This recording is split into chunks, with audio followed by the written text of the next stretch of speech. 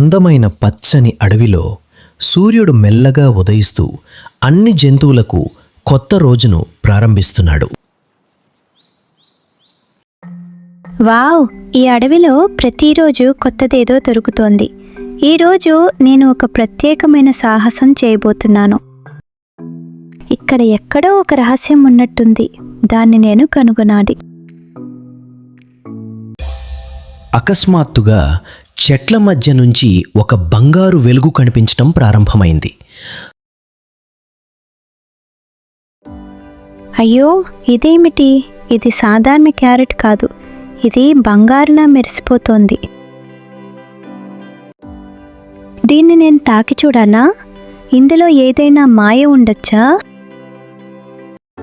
రారా, నువ్వేమి కనుగొన్నావు? ఇది సాధారణం కాదు, జాగ్రత్తగా ఉండు. రారా క్యారెట్ని తాకగానే అది ప్రకాశించి చుట్టూ ఉన్నవన్నీ మారడం ప్రారంభమైంది. అయ్యయ్యో, నన్ను బనానాగా మార్చొద్దు. నేను కోతిగానే ఉండాలి. ఈ క్యారెట్ నాకు చాలా శక్తినిస్తుందేమో. నేను దీన్ని ఉపయోగించానా? దీన్ని నేను ఒంటరిగా ఉంచుకుంటే నేను చాలా శక్తివంతుడిని అవుతాను. రారా, శక్తి ఉండటం మంచిది, కానీ దాన్ని స్వార్థంగా ఉపయోగించకూడదు. అకస్మాత్తుగా క్యారెట్ నియంత్రణ కోల్పోయి అడవిలో గందరగోళం సృష్టించింది. అయ్యో, చెట్లు కూడా కదులుతున్నాయి. నేను తప్పు చేశాను. లియో చెప్పింది వినాల్సింది.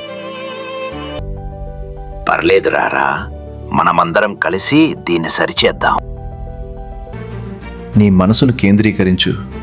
నువ్వు దీన్ని నియంత్రించగలవు. రారా తన మనసును కేంద్రీకరించగానే క్యారెట్ వెలుగు నెమ్మదిగా తగ్గింది.